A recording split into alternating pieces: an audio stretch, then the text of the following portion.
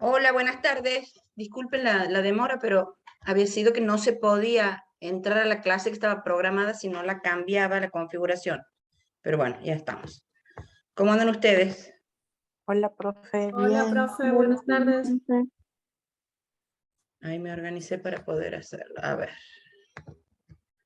Vamos a empezar por el tejido conectivo, que es más corto, para que podamos empezar y terminar. Y lo de digestivo lo empezamos a ver después y vemos hasta dónde llegamos. Ahí ¿ustedes están viendo ahí la pantalla? Todavía no comparto, sí. Sí, Sí. profe, se ve. Sí, profe. Sí, profe, ya se ve. Entonces, vamos a empezar por tejido conectivo ahora. Esperen que cierro la puerta porque pronto va a venir gente.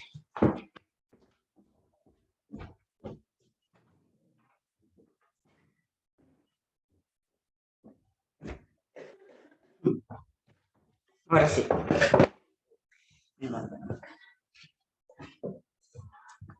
Ahí está. Bueno, este tejido conectivo es uno de los tejidos, digamos, más generales dentro de los que componen el organismo, es el de mayor cantidad. Y especialmente, ustedes lo podrían definir como que es un tejido de relleno, es el tejido que forma parte de todas las estructuras y en todos los lugares está. Si no es ocupando espacios de huecos que quedan, es protegiendo o es fuente de una función específica, que es o la de nutrición o la de defensa. Aquí lo que podemos ver en este cuadrito es exactamente qué forma parte de este tejido conectivo, conjuntivo, que es sinónimo.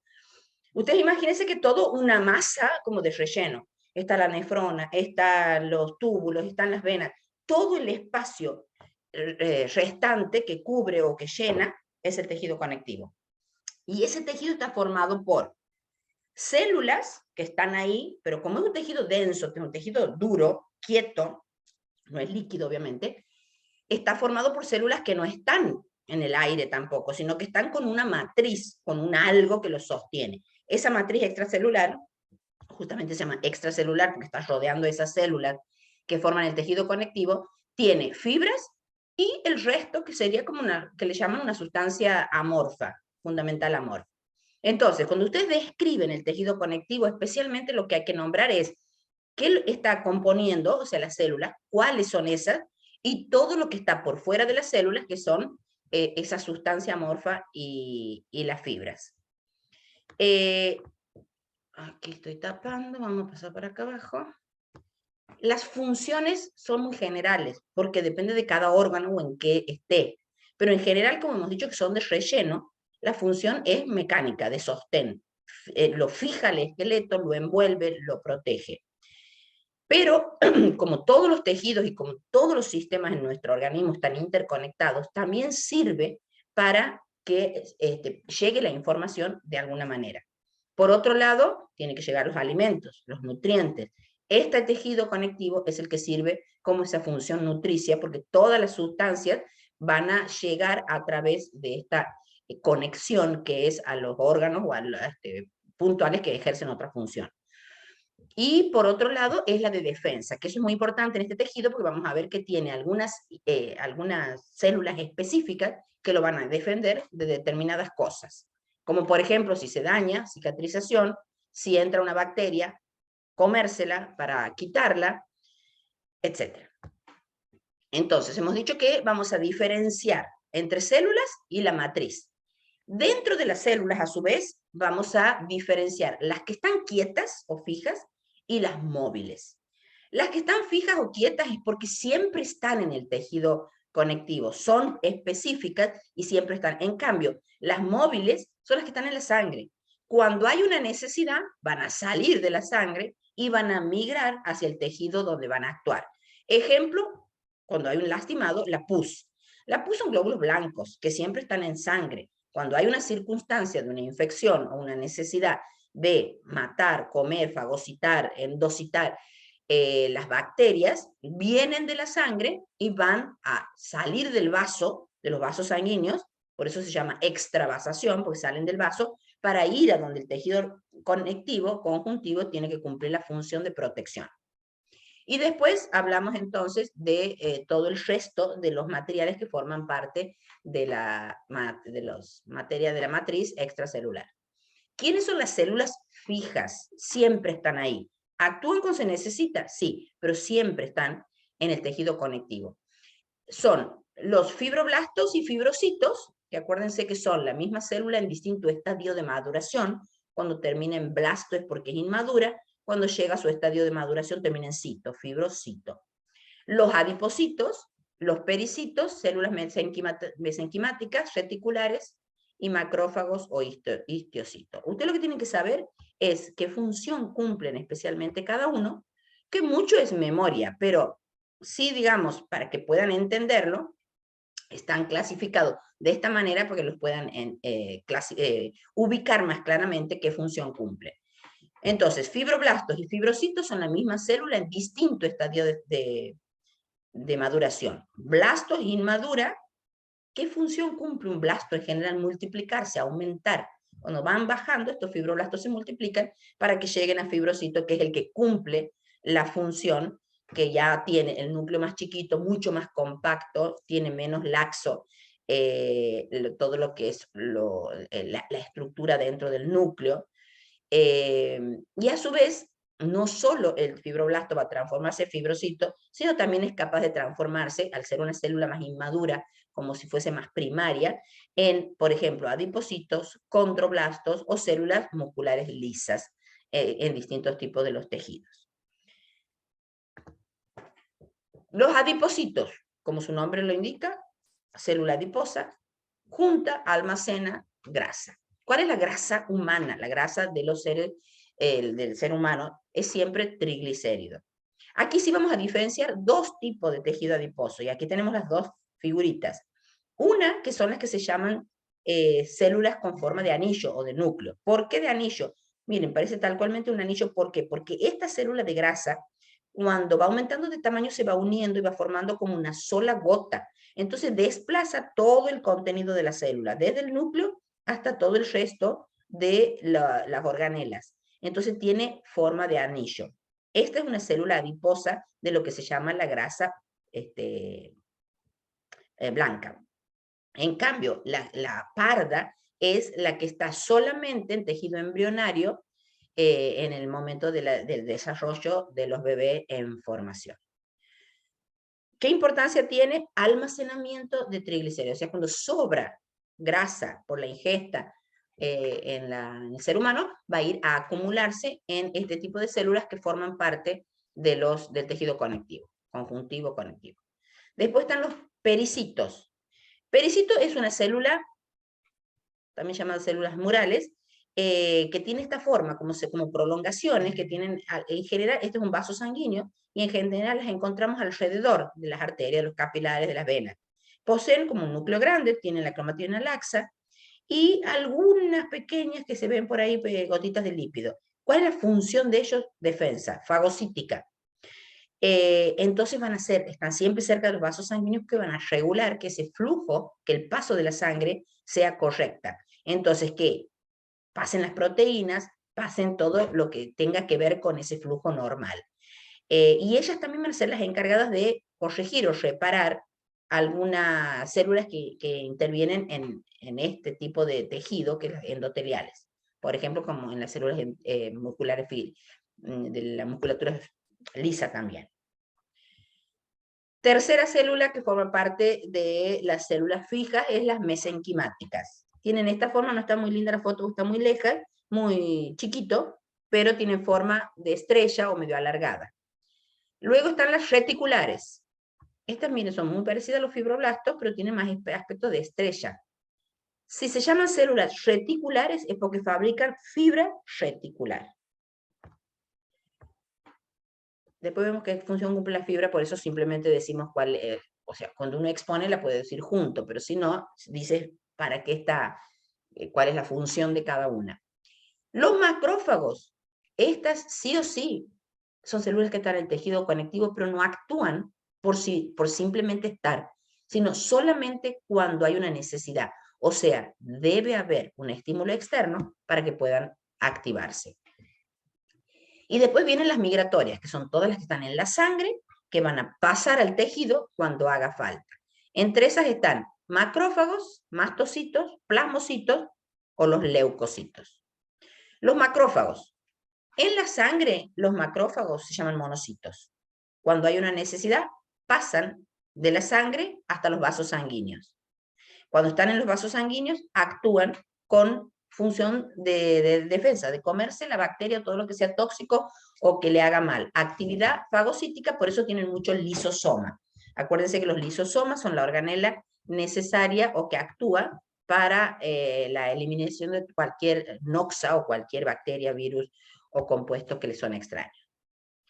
El origen, entonces, esto lo describen ustedes, qué forma tiene, de dónde vienen, pero especialmente la función muy importante, el organismo los necesita muchísimas veces, es fagocítica, eliminar cuerpo extraño.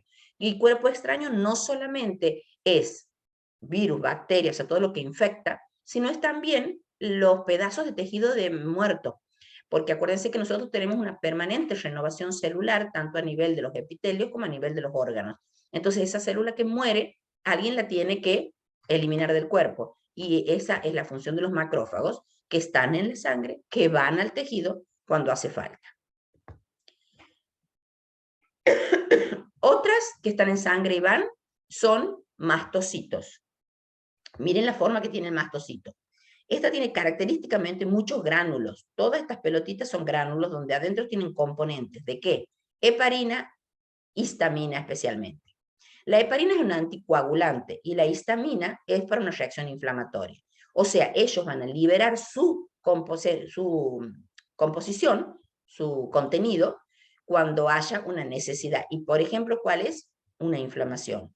Entonces, lo que necesitan es volcar ese contenido alrededor para aislar, suponte que haya habido una quebradura, haya habido un lastimado, aislar el lugar de daño del resto de la circulación del resto del cuerpo. Y esa manera como lo hacen es, viniendo el mastocito, liberando esta composición para que cumpla esa función de, en un proceso alérgico o, por ejemplo, que sería en el caso del asma, o en el caso de un lastimado o de una torcedura o de cualquier tipo de alteración de la funcionalidad normal del lugar donde van a actuar. ¿Dónde van a estar cuando no estén funcionando? Alrededor de los vasos sanguíneos, porque estos están en mucha cantidad en la zona de la dermis. Otras células móviles que están en sangre y van al tejido que necesiten, las células plasmáticas o plasmocitos. Cuando están en sangre se llaman linfocitos. Los linfocitos tienen como función principal, primordial y muy importante la de fabricar los anticuerpos. Los anticuerpos, ¿quiénes son? Son las inmunoglobulinas. Y cuando son del grupo gamma, se llaman gamma globulinas. ¿Dónde lo vamos a encontrar? Donde haga falta. En los tejidos linfoideos, justamente como son linfocitos, van a los tejidos linfoideos, en todo sitio que encontremos una inflamación, especialmente donde haya una necesidad, como bacteria y virus, de fabricar anticuerpos que combatan esa infección. Y después, lo más importante, que todos los conocemos, o por lo menos hemos escuchado hablar empíricamente de los glóbulos blancos, que son indicadores de infección bacteriana en general. ¿Dónde están? También en la sangre, y van a migrar hacia el lugar que se los necesite. ¿Quiénes son los glóbulos blancos? Son neutrófilos, linfocitos o monocitos. Esos son los tres tipos de leucocitos que van a migrar de la sangre hasta, y son los que van a formar la pus.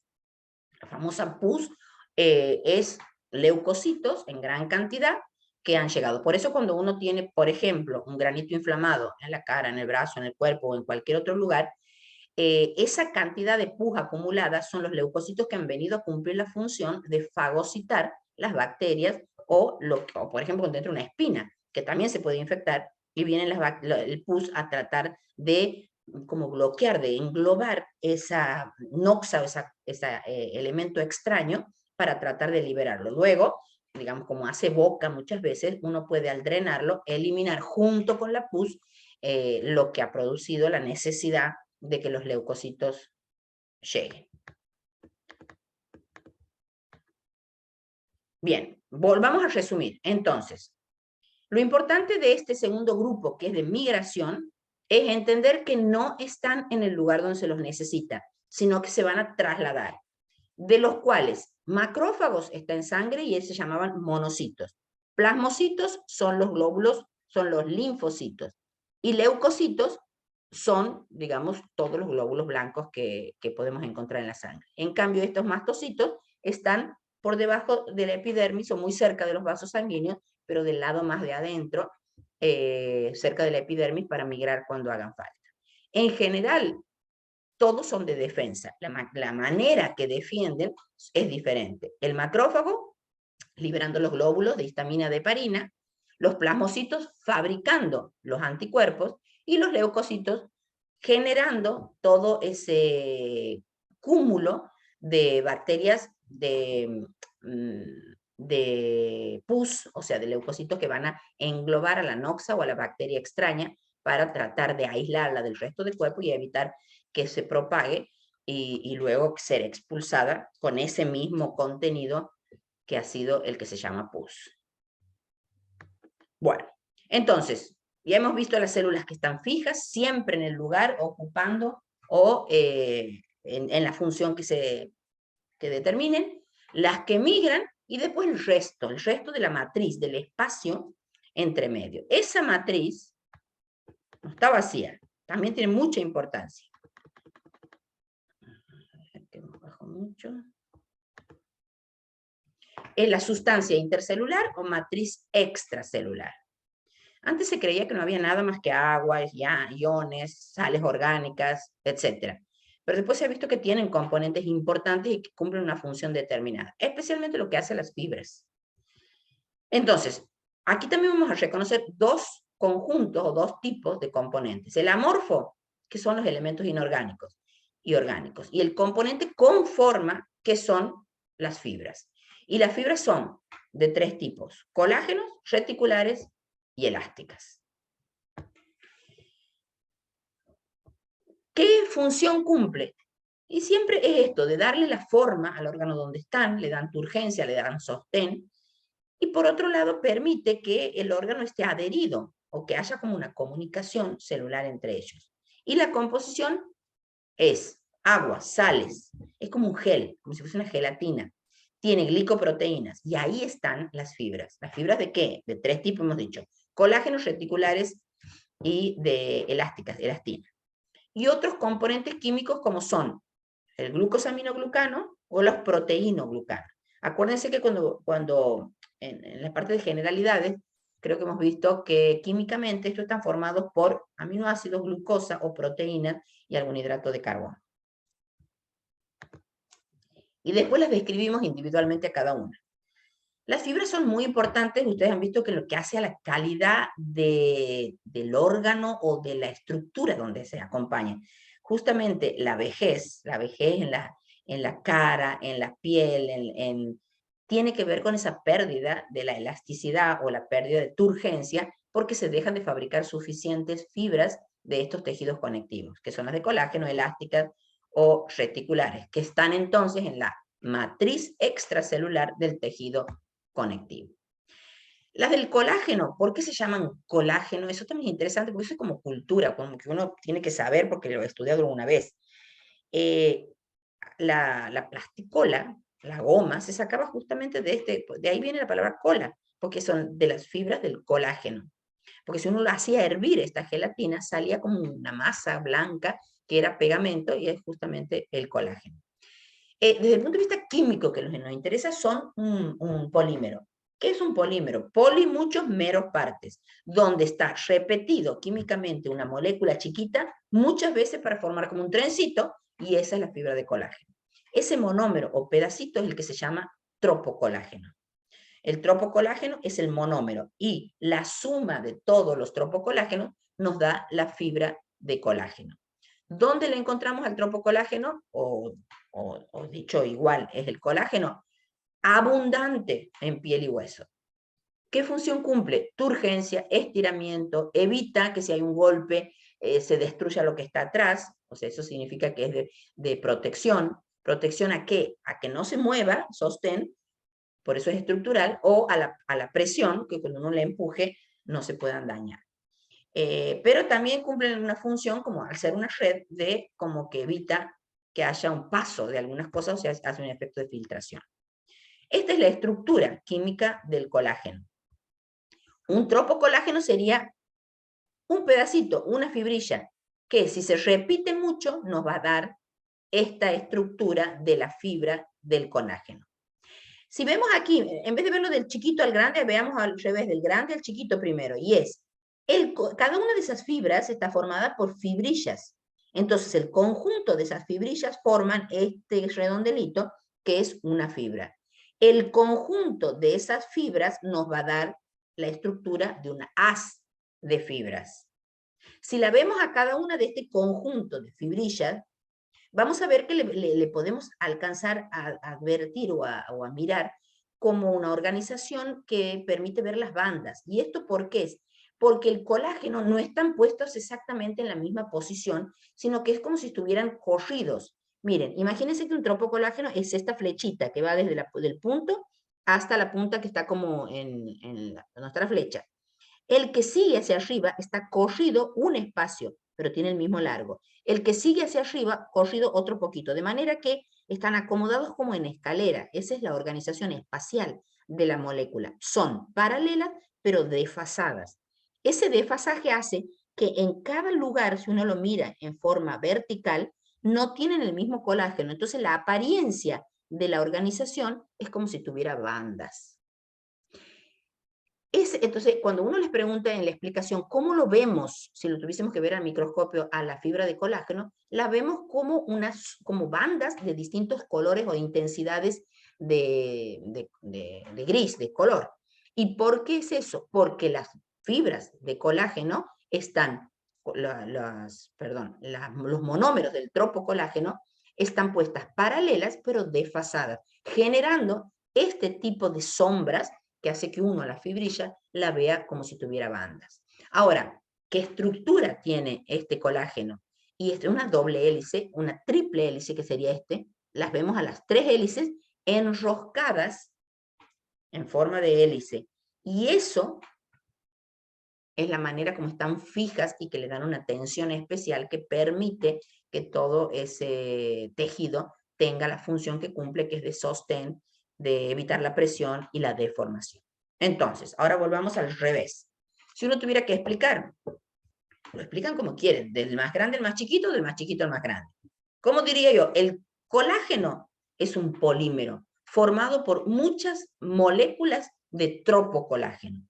El tropocolágeno, que es la molécula, el monómero, la chiquita, está formada por una triple hélice de esa molécula de tropocolágeno, que están organizadas espacialmente en forma paralela, pero desfasadas. Al estar desfasadas, hace que uno visualmente permita advertirle como unas bandas.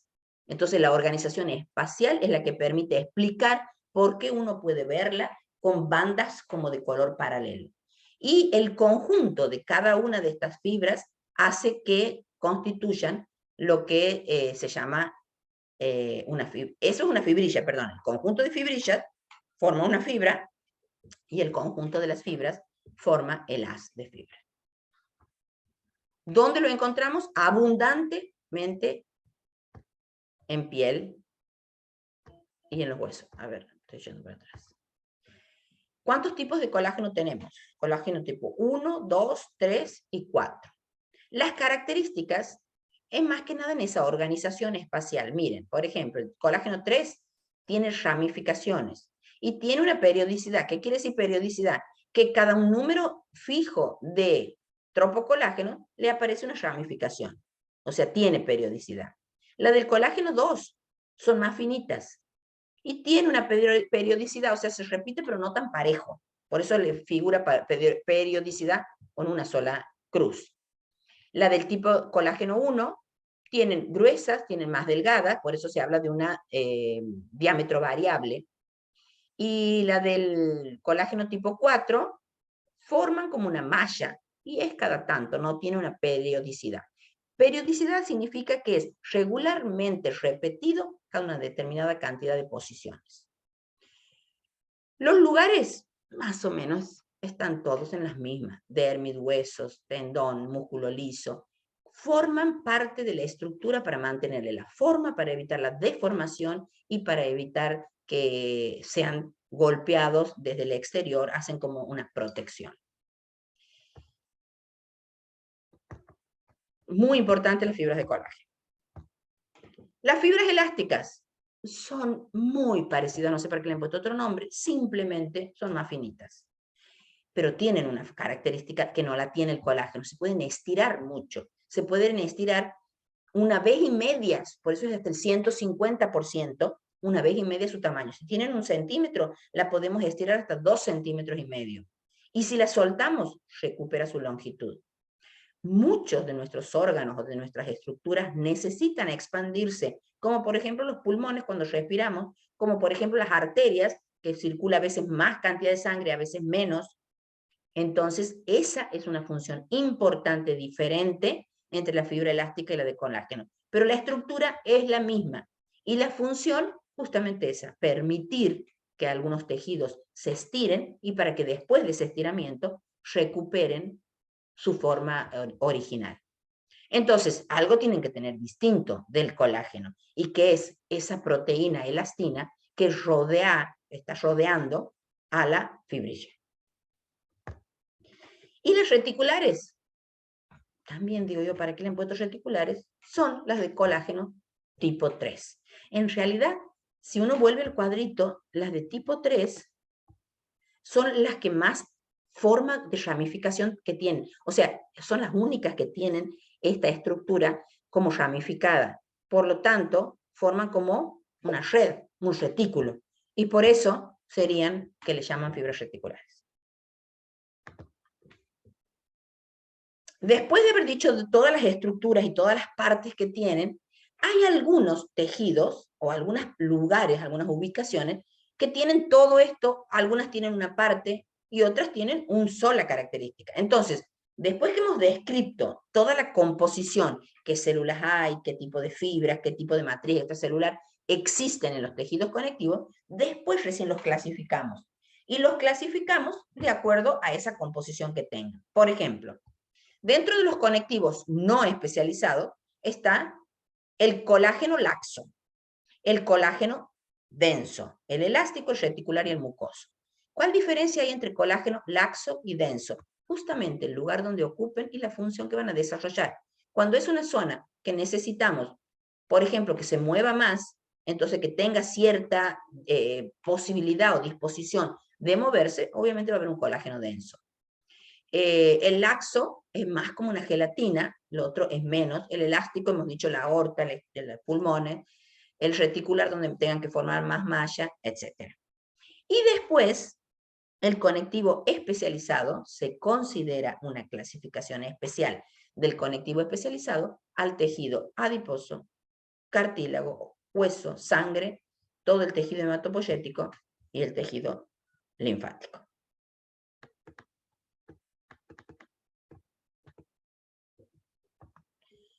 ¿Qué características tiene cada uno de ellos? Simplemente van a describir cuál es el predominio en fibras que tiene cada uno. El colágeno puede ser denso o laxo. Laxo hemos dicho como una gelatina. Denso un poco más forma. Forma en el sentido de estructura un poco más dura. Modelado o sin modelar. Que tenga los haces paralelos, como el tendinoso. El laminar están ordenados como en capas. El denso tiene muchas más fibras que el laxo, y por lo tanto, al tener más fibras, más anchas, va a servir más de sostén en muchas direcciones. En cambio, el que no está modelado es como más irregular, más sin un ordenamiento. Tiene dispuestas al azar, en forma irregular, y hay ejemplo de la dermis reticular. El elástico, hemos dicho en qué casos especialmente, grandes vasos, donde hay abundantes fibras elásticas. ¿Y por qué se llama denso? Justamente hemos dicho por la cantidad y por la estructura, por la distribución de esta matriz muy rica en fibras. ¿Qué más tenemos aquí? El reticular.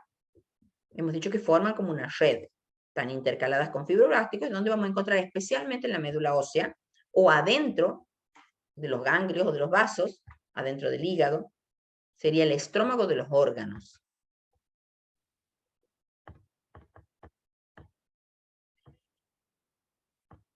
¿Este qué es? Las características del tejido adiposo, que un poco ya lo hemos dicho, aquí hay un poco más de características para cuando lo repase. Esta función me parece muy importante del tejido conectivo, que es la de cicatrización o reparación del tejido. Cuando uno tiene un lastimado, que puede haber un arrastre, una pérdida de un tejido, como puede ser un accidente de moto que te arrastra sobre el pavimento y pierdes un montón de tejido, acuérdense que el tejido epitelial, que es el externo, también se puede reparar, que tenía la quinta capa basal con células pluripotenciales que pueden reparar. Pero cuando el daño es más profundo y hemos perdido esa capa del tejido epitelial, no se va a poder regenerar la piel en esa parte. Entonces va a actuar una capa más profunda, que es justamente este tejido de regeneración del tejido conectivo o de cicatrización. Entonces, este va a regenerar gracias a ¿qué? A las células mesenquimáticas y a los fibroblastos. O sea, el tejido conectivo tiene también una capacidad de regenerar, pero obviamente no va a poder regenerar tejido epitelial, sino va a regenerar tejido conectivo. Va a poder volver a fabricar partes de esa matriz. O sea, el tejido conectivo tiene la capacidad de reparar su propio tejido, gracias a las células mesenquimáticas y a los fibroblastos que van a intervenir en esta cicatrización. Eso también es interesante que ustedes lo entiendan, porque algunas veces se dice que cuando uno se lastima o tiene quemaduras, no me ha quedado cicatriz. Claro. Siempre va a depender de la profundidad del daño del lastimado. Cuando es superficial y no hemos atravesado las 3 capas de la dermis, va a ser el epitelio, la epidermis, lo que va a regenerar. Pero cuando ha habido una lesión más profunda, quien tiene que actuar en ese caso es el tejido conectivo. Y este tejido conectivo, cuando regenera y ocupa el espacio de la piel, obviamente que deja cicatriz, porque esa parte de la piel se ha perdido, entonces no se ha podido regenerar. Salvo que el lastimado sea chico y la piel de los costados logre cubrir, va a venir el de abajo y va a generar una reparación, porque eso no puede quedar abierto, y esa reparación es una cicatriz que va a quedar permanente. ¿Escucho preguntas de este que no haya quedado claro? Y si no, vamos a la otra tema. ¿Profe? Sí. Yo tengo una pregunta sobre las células mesenquimáticas. Muy bien, vamos a hacer la mesenquimática. Dice, ahí en el Power, como también en el libro, remarca el hecho que son muy indiferenciadas Sí. Y son pluripotenciales. Eso quiere decir que no tienen una función especializada como podría tener otra célula como los fibroblastos, pero sí tienen la capacidad de convertirse en otra célula, como un fibroblasto, por ejemplo. Sí, justo ¿Es eso. correcto? Exacto. A ver, espérate que lo tenemos. Esto. Aquí no está puesta la capacidad de diferenciarse en otras células, pero en otro PowerPoint sí lo hemos puesto. Justamente eso quiere decir capacidad de cicatrización, reparar un tejido que está dañado. Y a su vez, el mismo de él, que sería el tejido conectivo, o alguna de las estructuras, o alguna del tipo de células, obviamente siempre de este mismo, a ver dónde lo habíamos puesto. Profe, Sí. ahí en lo que dice el compañero, yo por ejemplo lo que he entendido y lo que he puesto de lo que son las células mesenquimáticas al ser pluripotenciales, Sí. es que, o sea, van a cambiar dependiendo del camino que tomen para formar distintos tipos de células. O sea, para llegar a Exactamente eso diferentes quiere decir estructuras. pluripotencial, que pueden seguir el camino que se necesite. Si en ese momento necesita el tejido dañado fabricar fibroblasto, hará fibroblasto. En cambio, si necesita solamente una célula, las fibras elásticas también puede formar, recuperará ese. Y si solo tiene que cubrir un espacio que quedó abierto, va a ser tejido cicatricial. Eso quiere decir pluripotenciales, que puede seguir varios caminos en su desarrollo. Y ese camino va a depender de la necesidad. No sé dónde lo había puesto, pero yo creo que eso está anotado.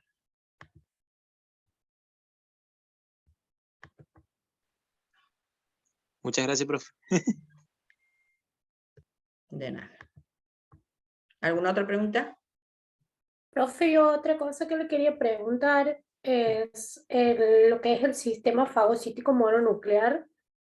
Sí, eso está más en otra clase, pero eso son clasificaciones. Vos imagínate que todo para estudiarlo, o sea, los autores le dan títulos o le dan nombres para poder identificarlo. Pero ese sistema es más o menos una clasificación de cómo se llamaría cada uno de los monocitos en distintos tejidos. Pero estamos hablando del conjunto de células que cumplen la misma función de inmunidad y que están en distintos tejidos. No sé si te refieres a eso. Sí, sí, porque justo eso está después de lo que son las células móviles y que usted explicaba que, bueno, que en general las 4 células esas tienen la misma función, que es de fagocitar. Pero sí, sí, eso yo lo tenía justo después del desarrollo de esas 4 células.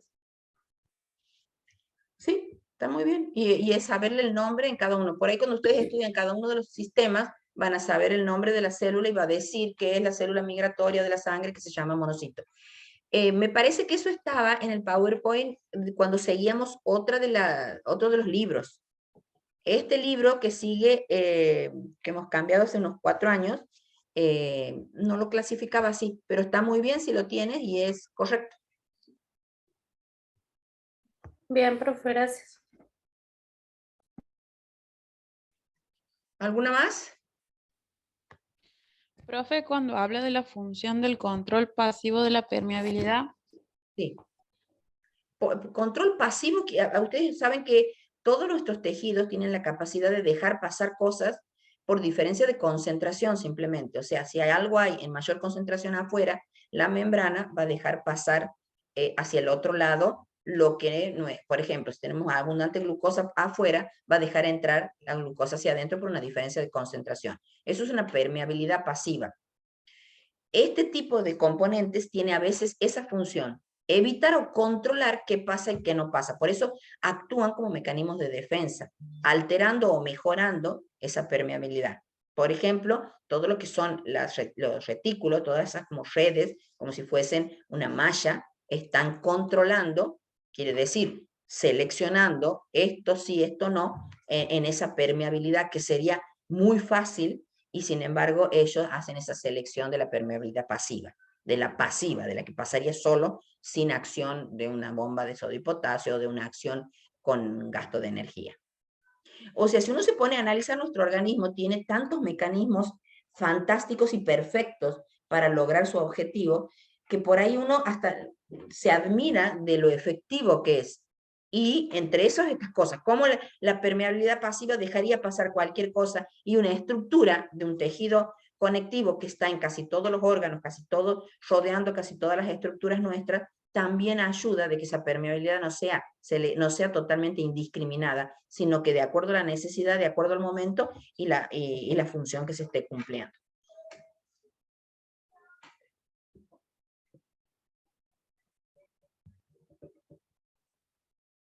¿Se entendió? sí, profe, gracias. ¿Alguna otra pregunta?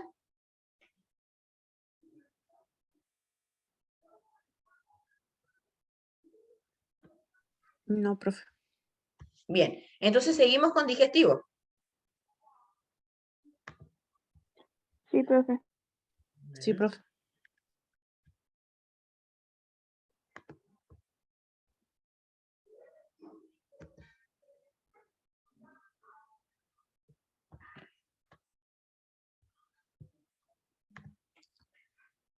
Digestivo es largo, pero bueno, es cuestión de ir encontrándole la función clara para poder saber qué cosas tienen que describir.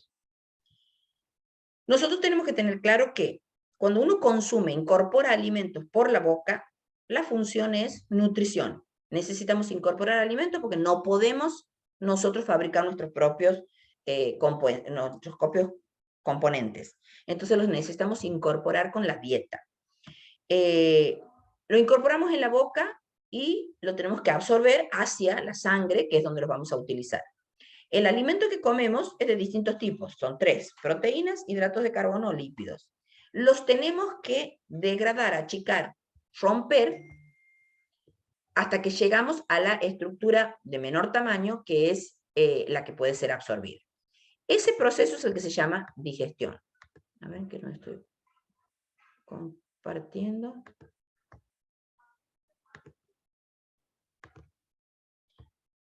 Entonces, nosotros vamos a entender que el proceso de digestión es la incorporación en la boca de los alimentos hasta la absorción a nivel del intestino delgado primero y el intestino grueso, que lo que hace es la eliminación. Entonces, nosotros necesitamos que esa macromolécula, eso que hemos incorporado en la dieta como un alimento, lo tenemos que achicar, achicar, achicar hasta la forma que puede ser absorbida, que puede pasar por el intestino hacia la sangre. Esa absorción se hace exclusivamente en el intestino, exclusivamente. O sea, el lugar donde los alimentos pasan a la sangre es el intestino delgado. Hasta el intestino delgado, la función es achicarlos de tamaño. ¿Quién cumple la función más importante de esa digestión? Es el estómago. Pero cada uno tiene su función. Por ejemplo, en la boca lo que hacemos es romperlo gracias a estructuras duras como son los dientes. Lo tenemos que mojar para que se pueda cortar más fácil, lo aporta la saliva. Lo tenemos que dar vuelta para que se moje de todos lados, para que lo cortemos de todos lados. Eso hace la lengua. Entonces, en la boca, el alimento que entra debe ser mojado, humectado, cortado, achicado. Pero también empieza el proceso de la digestión con enzima, porque la saliva tiene una enzima que se llama amilasa, que es la que empieza a romper los hidratos de carbono. Pero principalmente la boca lo que va a hacer es cortarlos, achicarlos, con las estructuras que tiene. ¿Qué estructuras tiene? Diente, saliva, lengua. La lengua mueve, porque la lengua tiene dos funciones, para la digestión y para la fonación, para hablar. Pero, como estamos hablando del sistema digestivo, estamos hablando de la función que tiene que ver con el alimento. El alimento entra, digamos, tiene que llevar a la temperatura del cuerpo, o bajarle la temperatura si está muy caliente, o subirle si está muy fría. Cortamos con los dientes, trituramos, reducimos, mojamos, damos vuelta, lo cortamos de un costado, del otro. Y para eso hay varias estructuras que hay que describir. ¿Cuál es la función de los dientes, del paladar, de la lengua? Y a su vez, imagínense que si el organismo, si el ser humano no hubiera tenido atractivos para comer, y capaz que hubiera muerto de inanición, porque si el que no tiene hambre no come. Entonces, la naturaleza se ha ingeniado para fabricar mecanismos para que nos dé ganas de incorporar este o este otro alimento. Y esos son justamente las papilas gustativas que tenemos en la lengua, donde están desarrollados sabores, algunos más unos que otros, por lo tanto nos va a terminar gustando o atrayendo algo más ácido, algo más dulce, algo más salado, que son las papilas gustativas que tenemos distribuidas en la lengua. Ahí no hay mucho para explicar, sino es simplemente que ustedes tienen que describir función de cada uno, el lugar, la posición y cómo está formado. Si les ha quedado alguna duda de esto, si no pasamos, porque esto es muy sencillo. Desde el punto de vista histológico, es qué estructuras tiene las capas de la piel de la mucosa bucal. Mucosa se llama a la piel que está en contacto con los alimentos, o sea, lo que está adentro, mojando la zona de la boca. Y ahí tenemos 3 capas, o sea, no vamos a contar la externa, sino lo que es la mucosa bucal. Tenemos una capa superficial, que como casi todo tejido epitelial, tejido superficial que tiene roce, es un epitelial, en este caso plano, sin capa córnea, pero con capacidad de escamación. El que le sigue es un conectivo laxo, no es duro, esto está bien blandito. Y luego casi todos los tejidos tienen una membrana basal donde se apoya.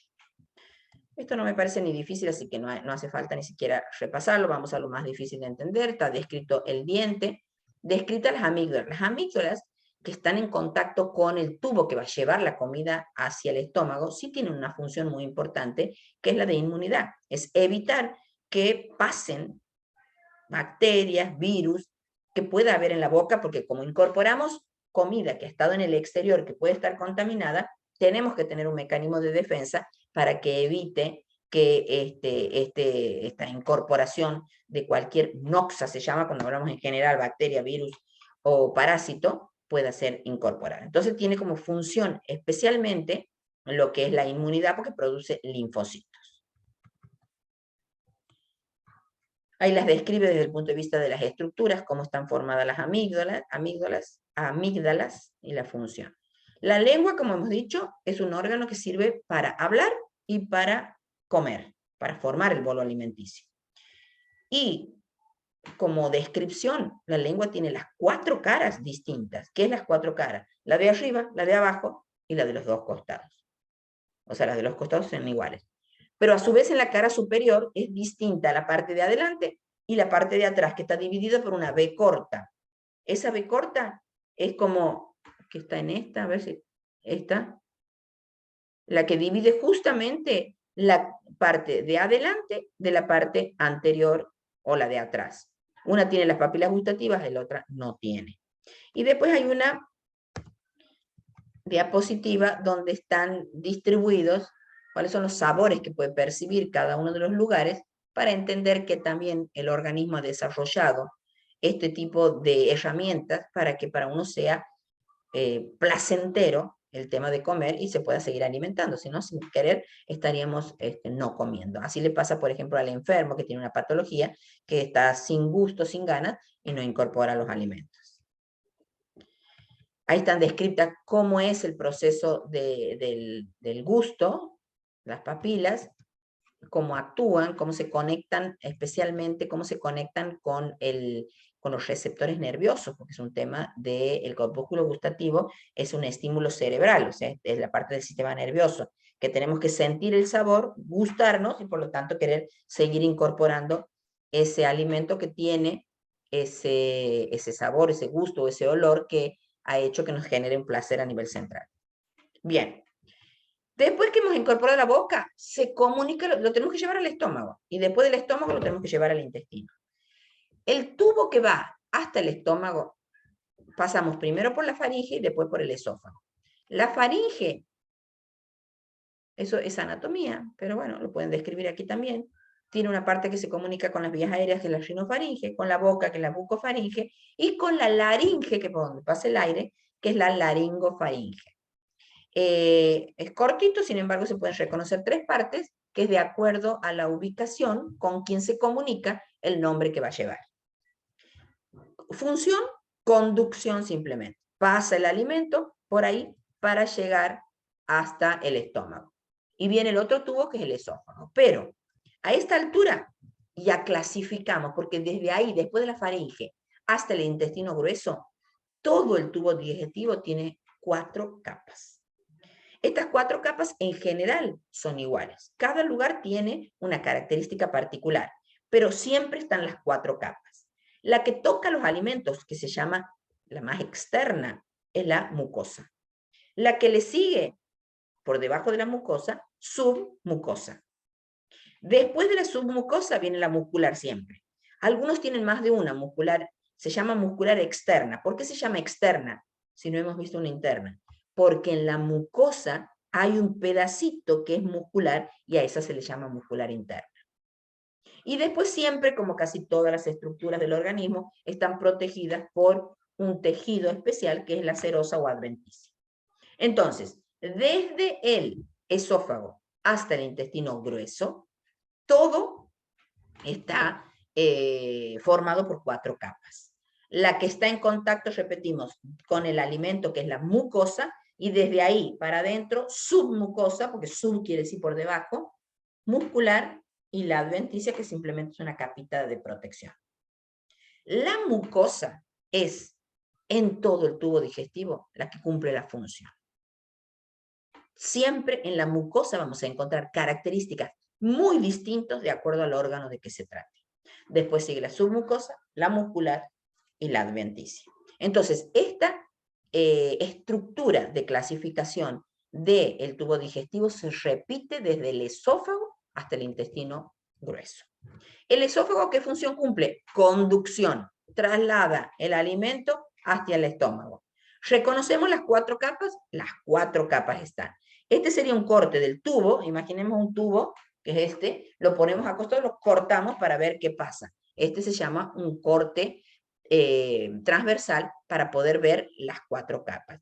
Esta que tiene forma irregular, la que está en contacto con el alimento, esa es la mucosa. La que sigue, submucosa, musculares y recién la serosa o adventicia. Esta descripción es muy parecida en todo, salvo la mucosa, que siempre tiene que ver con la función que cumple en ese lugar.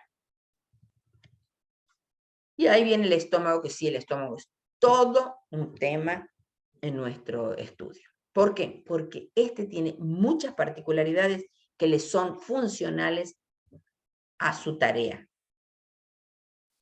El estómago especialmente lo que hace es iniciar la digestión de las proteínas. O sea, nosotros comemos hidratos de carbono, lípidos y proteínas, 3 tipos de moléculas, que es como están formados nuestros alimentos. Llegan al estómago y empieza la digestión de las proteínas. ¿A qué le llama digestión? A reducir de tamaño, a romper. Hemos dicho que empieza con romper los dientes de tamaño, pero la destrucción o achicamiento del tamaño con las enzimas empieza en el estómago, en las proteínas. En la boca sí hay un comienzo de la digestión enzimática que hemos dicho que es por la amilasa, pero que actúa sobre los hidratos de carbono, sobre los glúcidos. En cambio, en el estómago empieza la digestión de las proteínas. ¿Qué herramientas tiene el estómago para poder hacer esta digestión? Y es justamente describir todo lo que tiene la mucosa del estómago. Si le vemos la forma, es muy característica y le podemos reconocer distintas partes. Hace como una pancita hacia arriba, de ahí viene el esófago, una pancita hacia arriba, y luego llega hasta el intestino delgado que empieza después del píloro, el duodeno. Casi todo el estómago tiene la misma composición de su mucosa, pero es como que en algunas partes hay mayor cantidad de unas células o de la otra, que ahora vamos a ver qué células lo forman. Si hacemos un corte de la mucosa, de la capa superior, de la capa que da en contacto con el estómago, la capa más externa,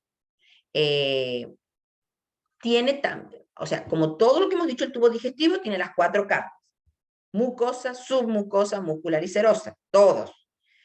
Si hacemos un corte, las vemos a las 4. La más importante de describir en esta función de la digestión es la mucosa. Como les he dicho, en todos los órganos, la mucosa es la que tiene las herramientas, las características o las células específicas para cumplir su función. Es entonces la capa primera, la mucosa. La mucosa del estómago es fundamental para la digestión de las proteínas. ¿Qué características tiene esta mucosa? Nosotros en el estómago vamos a secretar un ácido, que es el ácido clorhídrico, porque necesitamos ese ácido para digerir las proteínas. A su vez necesitamos que fabrique un moco para que se transforme esa comida que era como el bolo alimenticio, vamos a ir, digamos, generando esa estructura desarmada para que pueda ser absorbido. Entonces, ya hemos hablado de 2 funciones. Necesitamos ácido clorhídrico para romper las proteínas. Necesitamos las enzimas capaces de cortar. Acuérdense que las enzimas son lo que se llaman tijeras biológicas. Nosotros tenemos un compuesto químico que es enzima que es capaz de romper cada uno de los alimentos que vamos a ir incorporando. Entonces, ¿quiénes son las enzimas necesarias para cortar las proteínas? Unas enzimas que se llaman pepsinógenos. Entonces, necesitamos las tijeras biológicas, las enzimas, o sea, el pepsinógeno. Necesitamos moco, porque eso tiene que ir protegiendo toda la estructura, o sea, necesitamos unas células que fabriquen moco. Y hemos dicho que tiene un pH muy ácido. Necesitamos otras células que fabriquen ácido. Entonces, ahora vamos a poder ver quiénes fabrican cada una de esas cosas. Hay unas glándulas. Toda la mucosa tiene una glándula. ¿Glándulas qué serían? Como si fuese una bolsita que tiene un tubito que libera lo que quiere fabricar. Esas son las glándulas gástricas. ¿Dónde están? En toda la superficie de la mucosa. Algunas hay más en el fondo, otras más en el centro, otras más en el cardia, otras más en el ano, pero están distribuidas en todo el estómago. Esas glandulitas son las que van a volcar su contenido para que pueda ser utilizado dentro del estómago. Este sería el dibujito de una de esas glándulas. Esta es la luz, aquí van a estar los alimentos. Y esta es cada una de estas como bolsitas que tienen un tubito para liberar su contenido a la luz. Estas glándulas están formadas por un epitelio, un tejido que los rodea. En ese epitelio, aquí están dibujadas como en distintos colores. Tienen distintas células. La mayoría son comunes, digamos, las del cuello. Pero cada tanto aparecen unas células diferentes. ¿Qué células aparecen? Todas estas que tenemos identificadas aquí.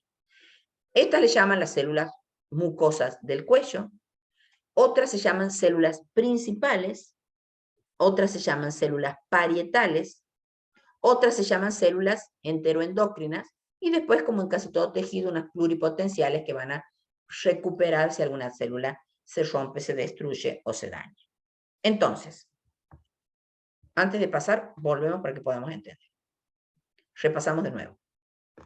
El alimento llega al estómago. En el estómago necesitamos que se digieran, se corten las proteínas. No hemos comido un pedazo de carne, que es una proteína. A lo sumo, la boca lo que hace es reducir el tamaño, cortarlo, achicarlo. A la proteína no le hace otra cosa. Va a pasar por la faringe, por el esófago y llega al estómago. En el estómago debe empezar a cortarse. La proteína es como un collar de pelotitas. Cada una de las pelotitas es un aminoácido. Necesitamos cortar esa proteína, porque la manera como va a ser absorbida en el intestino es separada las pelotitas como aminoácidos. Entonces, toda esa proteína que tiene estructura terciaria, cuaternaria, es grande, hay que cortarla. ¿Quién corta? Lo que se llaman tijeras biológicas. ¿Quiénes son las tijeras biológicas? Las enzimas. ¿Qué enzima corta las proteínas? El pepsinógeno. El pepsinógeno es la manera inactiva. La fabrica el estómago, se transforma en pepsina y pepsina es como puede actuar. Entonces, necesitamos una célula que fabrique el pepsinógeno, una célula para que se transforme de pepsinógeno en pepsina, que es la forma inactiva como se fabrica, necesitamos ácido clorhídrico. Necesitamos una célula que fabrique ácido clorhídrico. Todo esto tiene que estar protegido por un moco, porque si no, romperíamos hasta el estómago. Hay otras células que fabrican moco. Y como también tiene una función endocrina de formación de hormonas, también tiene células que fabrican, algunas hormonas, por eso se llaman entero de estómago o de sistema digestivo enteroendocrino. Esas 4 tipos de células, ¿dónde las encontramos? En la mucosa del estómago. ¿En qué parte? En todo. En alguna hay más de una y menos de otra, pero en todo el estómago, que lo podemos dividir en distintas partes, tienen esas 4 células para fabricar los componentes que se necesitan. ¿Cómo los fabrica o dónde están? ¿Las células están tapizando el estómago? No. Están formando parte de unas glándulas. ¿Qué es una glándula? Es una estructura que se encuentra distribuida en todo el epitelio, en toda la mucosa del estómago. Es esta formita la glándula. Tiene unas células en el fondo que fabrican lo que necesitamos y lo vuelcan adentro del estómago. Se llaman glándulas gástricas. Esas glándulas, que son con esta forma, son las que fabrican lo que necesitamos, esas 4 cosas, producen su compuesto, ese líquido aquí adentro de la glándula, y la glándula lo expulsa a la luz que sería dentro del estómago para que actúe. ¿Cómo se llaman esas 4 células que fabrican esos compuestos? Primero hemos dicho dónde están. En las glándulas se llaman corpofúndicas porque están o en el cuerpo o en el fundus. Pero se ha visto que están en todas las partes del estómago, no solo en el cuerpo y no solo en el fondo. O sea, vuelvo aquí, no solo en el cuerpo y no solo en el fondo. También hay en el antro, también hay cerca del píloro, también hay cerca del cardio. Pero como la mayoría están en el cuerpo y en el antro o en el fundus, le llaman glándulas corpofúndicas. ¿Qué son? Son estas glándulas gástricas que tienen como función fabricar todos estos componentes de la superficie que son necesarias para la digestión de las proteínas. Entonces, ¿qué es una glándula? Lo tienen que haber visto en el otro epitelio para describir lo que es una glándula. Pero, para que ustedes tengan en general, es una estructura que forma un líquido a través de sus células, es volcado en sus acinos, en sus tubos, y lo va llevando hasta la luz donde va a ejercer su función. ¿Qué células lo forman? Distintas. Estas 5 tipos de células hay. La mayoría son células mucosas, superficiales, comunes, pero cada tanto encontramos estas específicas que son las principales, las parietales, las enteroendocrinas y las pluripotenciales. Empecemos por las que ya conocen. Las pluripotenciales fabrican células de cualquiera de estas, la que se necesite. Por eso es pluripotencial, porque tiene capacidad para fabricar la que sea, la que se necesite. Las enteroendocrinas fabrican hormonas, otras hormonas que se necesitan para actuar en ese mismo lugar. Y aquí están las más importantes, que son las principales y las parietales. Y ahora las vemos por separado. Parietales esto es otro tipo de glándula, más recta, pero es un tipo de glándula de las gástricas. Las podemos dibujar de distintas maneras. En esta glándula podemos reconocer partes. La que está más al fondo le llaman la parte de la base, lo que está en el medio de la glándula, que sería el cuello, o lo que está justo en el borde para salir a la luz, que sería el istmo. En este epitelio que rodea a esta glándula, a las parietales las vamos a encontrar generalmente en el medio, es entre el cuello y el istmo, que aquí están dibujadas en color celeste. ¿Qué función cumplen estas células parietales? Ocupando este lugar. 2 funciones importantes. Una, fabrican el factor intrínseco, pero lo más importante es que fabrican el ácido clorhídrico. Nuestro estómago tiene mucho ácido clorhídrico. ¿Quién lo fabrica? Las células parietales que están en las glándulas de la mucosa gástrica. Células parietales. Las células parietales fabrican el ácido. Sin el ácido no se transforma el pepsinógeno en pepsina y no se puede cortar las proteínas. O sea, la función de las células parietales es justamente la de fabricar el ácido clorhídrico para que se pueda hacer la digestión de las proteínas.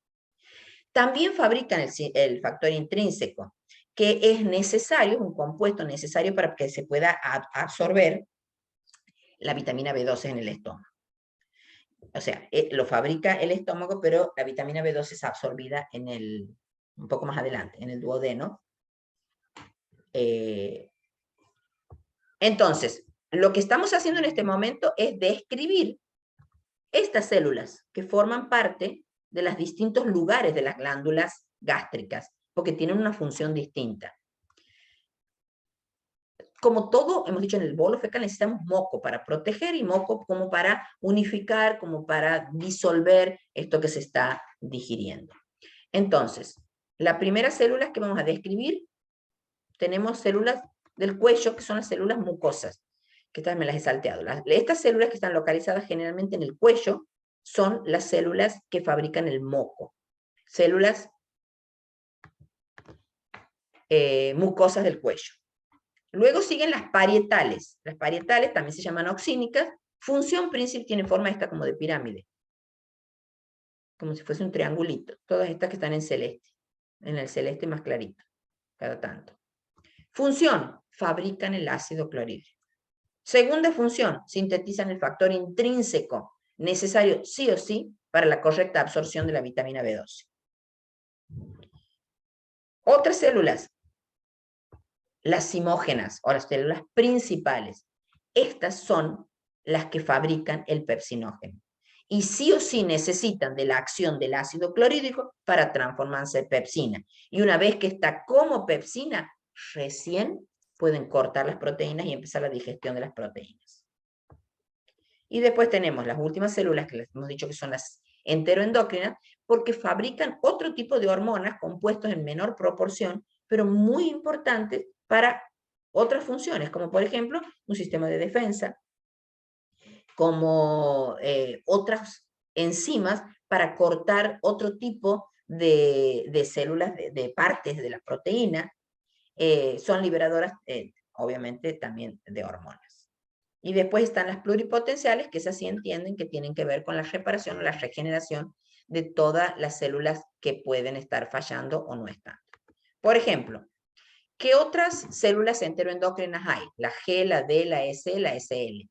¿Qué productos fabrican? Gastrina, somatostatina, que sería un ejemplo de qué hormona o qué fabrican estas células enteroendocrinas. Aquí estaría el ejemplo de cómo actúa, por ejemplo, una de los compuestos de esta célula endocrina, que es la gastrina. La gastrina la fabrica las células G. Comemos, aumenta la cantidad de contenido en el estómago. Al aumentar el contenido, lo que hace es que se dilate el estómago. Entonces dice que justamente la presencia de proteínas, péptidos o aminoácidos, o sea, como come un asado, por ejemplo, hace que se aumente el tamaño del estómago, distensión del antro. Todo esto son los estímulos para que las células G del estómago liberen la gastrina. ¿Qué hace la gastrina? La gastrina va a aumentar el movimiento del estómago, motilidad gástrica, que es una manera de ayudar a que se rompan más las proteínas. Va a estimular o va a ser la señal suficiente para que las células parietales, las células principales, fabriquen el ácido clorhídrico y para que haya un trofismo del epitelio, que significa para que las células puedan actuar.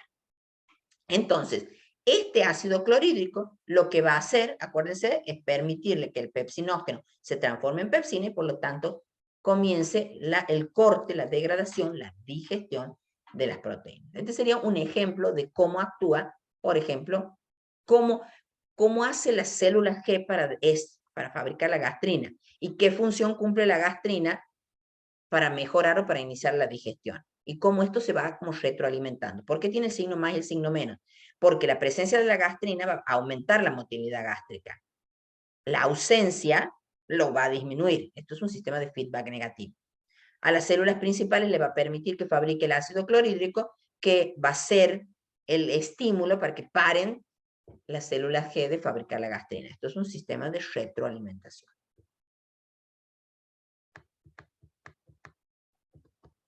¿Qué más tiene la mucosa? Hemos dicho que por debajo está la lámina propia y le sigue la muscular de la mucosa, que en general son algunas fibras, o sea, es finita de músculo, una circular y una longitudinal. En general tienen dos.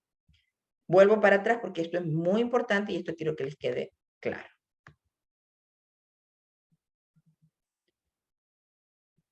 Entonces, todo el tubo digestivo a partir del esófago hasta el final tienen 4 capas. La que está en contacto con los alimentos, que es la mucosa, es la más importante porque tiene los elementos necesarios para cumplir la función que debe actuar. ¿Qué función cumple el estómago? Digerir las proteínas. Para que se digiera la proteína necesitamos la tijera biológica. ¿Cuál es la tijera biológica que corta la proteína? El pepsinógeno. Pero hasta que no se transforma en pepsina no actúa. ¿Qué lo transforma en pepsina? El ácido clorhídrico.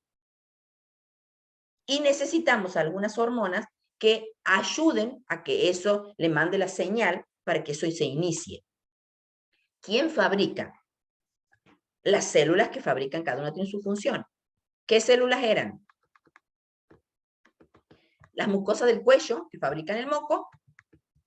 Las principales, que fabrican, las principales y las parietales. Aquí están. Las principales, que fabrican el pepsinógeno. Las parietales, que fabrican el ácido clorhídrico. Las enteroendocrinas, que fabrican las hormonas. y las pluripotenciales que pueden fabricar cualquiera de las células anteriores. Entonces, estas células son las encargadas de fabricar esas herramientas que necesitamos para que el estómago actúe. Necesitamos ácido, lo fabrican las células parietales. Necesitamos el pepsinógeno, lo fabrican las células principales. Necesitamos gastrina, lo fabrican las células enteroendócrinas. Se nos lastimó el estómago porque hemos tenido una úlcera, porque hemos tenido lo que sea. Las pluripotenciales reparan alguna célula que no esté. ¿Dónde están esas células? ¿En cualquier lado? ¿En el epitelio de la mucosa gástrica? No, están formando parte de las glándulas de la mucosa, de las glándulas gástricas. ¿Qué son las glándulas gástricas? Son invaginaciones, como metiditos, dentro de la lámina propia de la mucosa gástrica.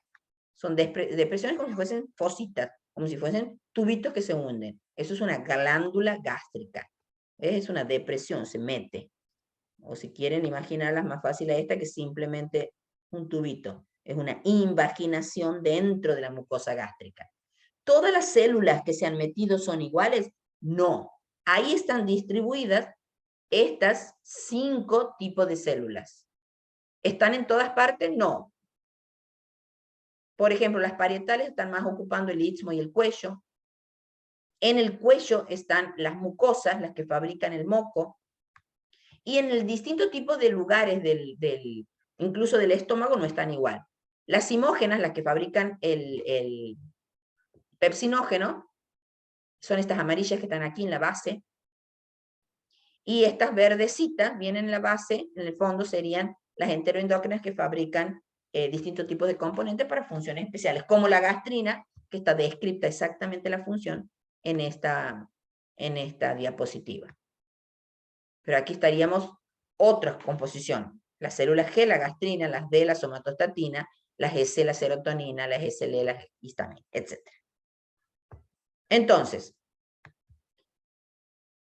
si yo les pregunto qué función cumple el estómago, es la digestión de las proteínas. ¿Qué se absorbe en el estómago? Nada. No hay absorción de alimentos en el estómago. La absorción es a nivel intestino delgado. En el estómago es digestión de las proteínas. ¿Cómo se hace? Por acción de una enzima, que es la tijera biológica, que es el pepsinógeno. ¿Como pepsinógeno actúa? No. Como pepsina. ¿Quién lo transforma? El ácido clorhídrico. ¿Quién fabrica el ácido clorhídrico? Las células parietales de la mucosa gástrica. ¿Dónde están ubicadas estas células? En las glándulas gástricas. ¿Qué son las glándulas gástricas? Invaginaciones de la lámina propia o invaginaciones de la superficie interna de la mucosa del estómago. ¿Toda la mucosa, toda la invaginación, toda la glándula es igual? No. Tiene distintos tipos de las 5 tipos de células que hay. Una fabrica moco, otra fabrica ácido, la moca, que es la mucosa. La que fabrica ácido clorhídrico, la parietal. ¿Quién fabrica el pepsinógeno? La principal. ¿Quién fabrica las hormonas?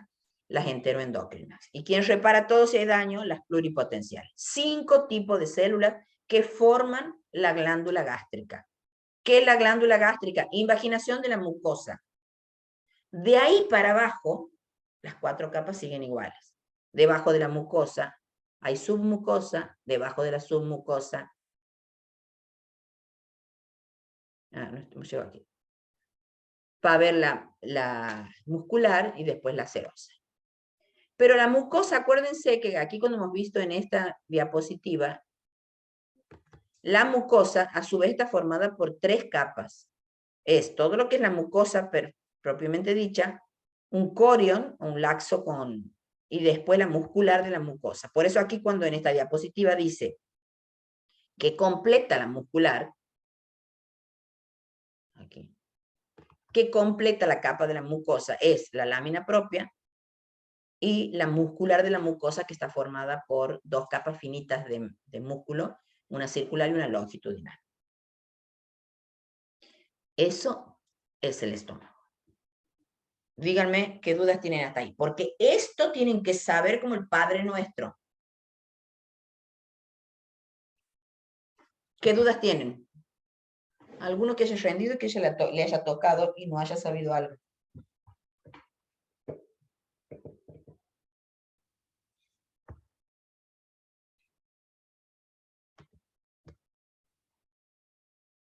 Que han quedado mudos. No, profe, a mí me quedó claro, yo, la verdad, como le comentaba ayer, que bueno, obviamente el sistema digestivo es muy largo y por ahí uno no sabe cómo encararlo o cómo estudiarlo. Pero con la explicación que usted acaba de dar, o sea, de que en sí la mucosa es lo más importante y que después, por ejemplo, yo por ejemplo eso no lo sabía, de que los otros tejidos, la submucosa, la muscular y la serosa, son parecidos en todo el tubo y que lo más importante es la mucosa. Eso, por ejemplo, no tenía esa diferencia. Y ahora en lo que usted va explicando ya me va quedando más claro. Bien. La función la cumple la mucosa porque es la que está en contacto con el alimento y es la que tiene la característica única para el lugar. Porque esto de tener células parietales principales solo tiene el estómago. El intestino tiene otra estructura para cumplir su función que es otra, que es la de absorber. Esta es la de romper o cortar o digerir las proteínas.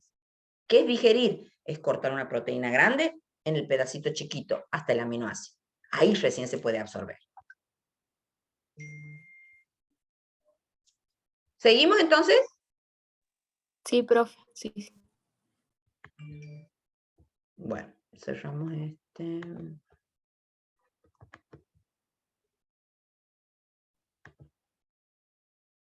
Uy, estaba grabando. Bueno. Le puse mi en la computadora.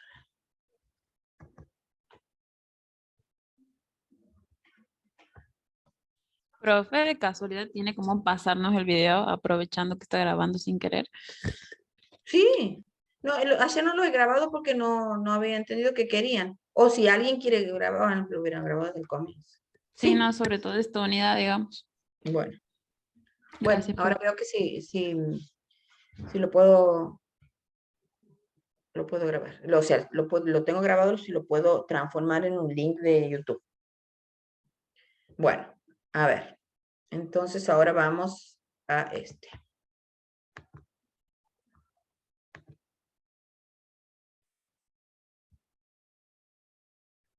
¿Ahí lo ven? ¿Se ve compartido? Sí, profe. Sí se ve. Bueno, entonces, después que salimos del estómago, llegamos al intestino delgado. El intestino delgado es otra historia, porque aquí se cumplen dos funciones. Por un lado, digestión, pero ya no de las proteínas, sino de los hidratos de carbono y de los lípidos. Y absorber todo. O sea, el estómago cumple la función especialmente de digerir las proteínas, pero los hidratos de carbono, que son las harinas y los dulces, y las grasas, los lípidos, se cortan, se digieren en el intestino delgado. Y ahí en el intestino delgado se produce la absorción de los tres tipos de moléculas. Ahí la primera parte es una diferenciación. Aquí lo importante es diferenciar intestino delgado del grueso, porque lo que les he dicho es intestino delgado. El grueso cumple otra función. El grueso solamente absorbe agua y lo que ha quedado, que ha sido lo que no ha sido utilizado, es que forma la materia fecal para ser eliminada a través del ano. La histología es parecida porque también tiene una mucosa, una submucosa, la muscular y la serosa. Y la mucosa aquí también es la que mayor especializaciones tiene, es la encargada de ahí hacer la parte de la digestión de las grasas y de los dulces y especialmente la de absorber todo. Entonces, necesito una estructura, una herramienta para que se pueda absorber rápido y fácil. ¿Y qué estructura ha diseñado la naturaleza? Son justamente estas especializaciones que son los pliegues, las vellosidades y todo lo que se llama también válvulas conniventes. Y ahora las vamos a describir qué son.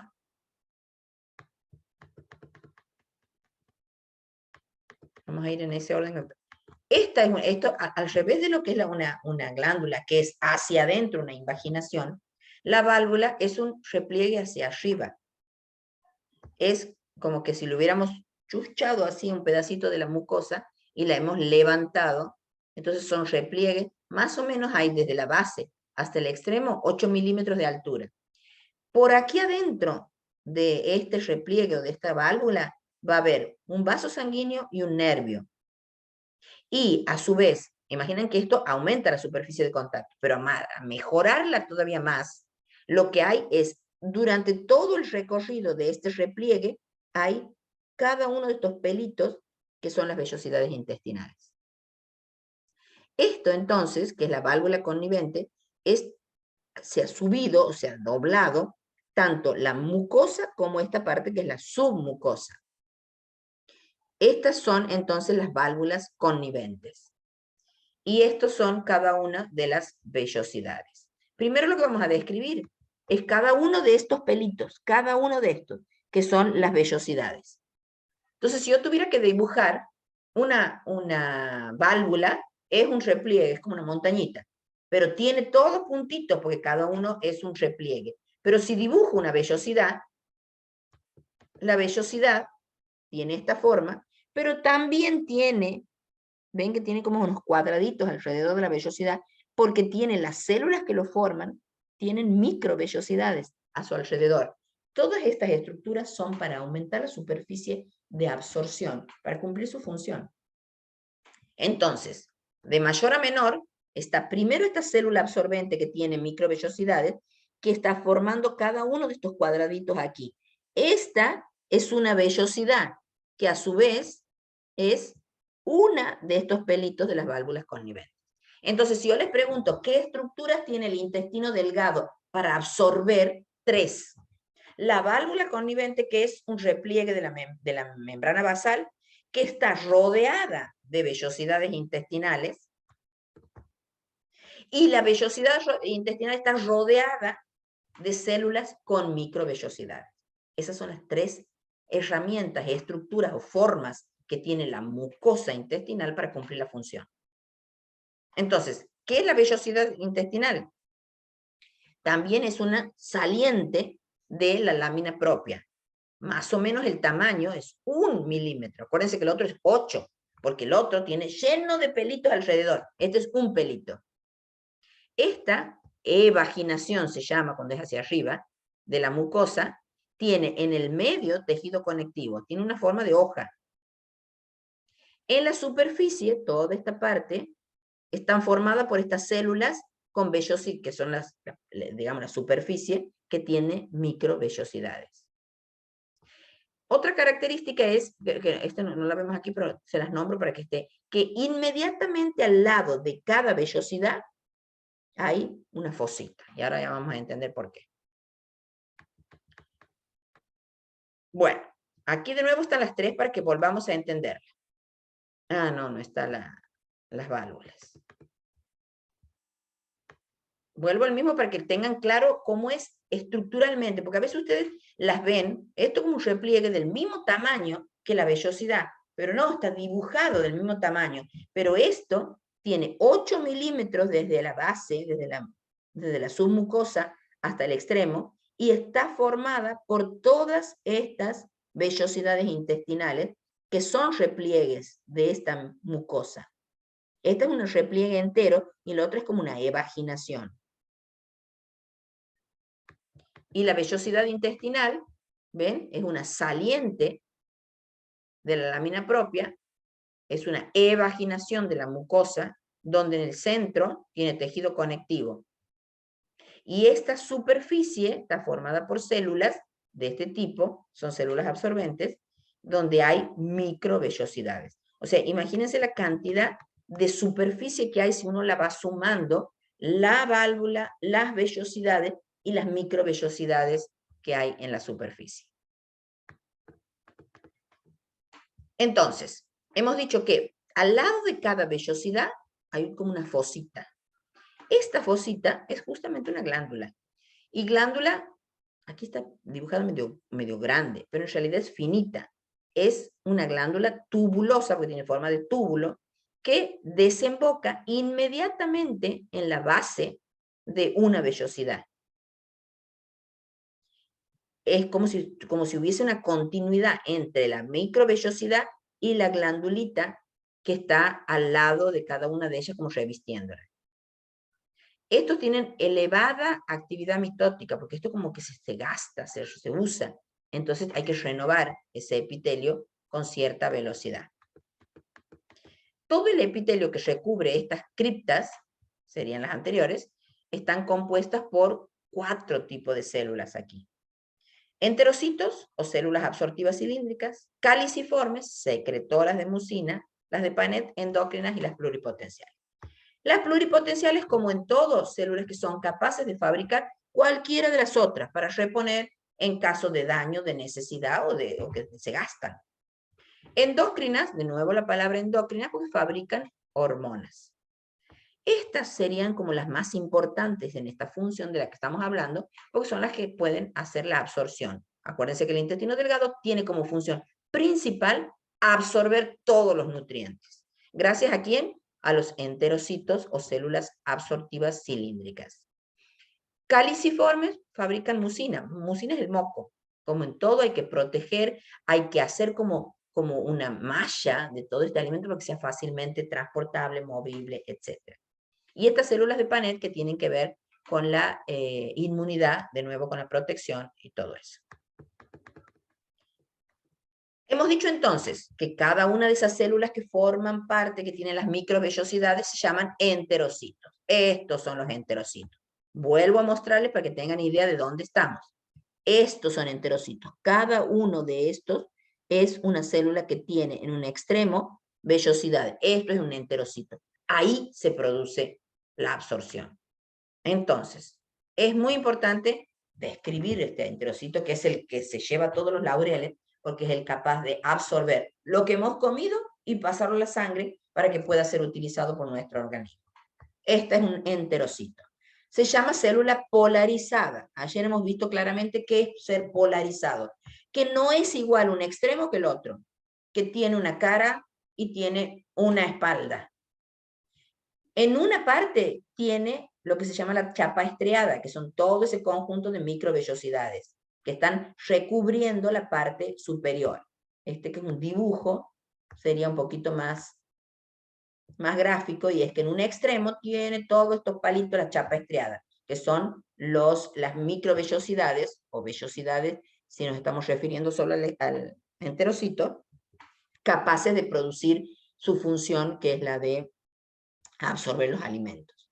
El núcleo, con forma ovoide, que está más hacia la base, y lleno de organelas que son las necesarias para cumplir su función. ¿Qué característica tiene este tejido? Que los costados de la célula, que va a otra célula igual, están muy pegadas y se impermeabiliza este borde, por eso se llama zona occludens, lo que no permite que pase nada de esta célula para el costado, sino solo el camino de absorción sea desde aquí hacia adentro, o mejor dicho, desde la luz del intestino hacia la sangre. Entonces permite solamente absorber por las vellosidades hacia el interior. Esto, con el del costado, hace una zona de impermeabilización. Digamos, esa es una característica de estas células enterocitos capaces de cumplir la función. Después hemos dicho que estaban las células caliciformes.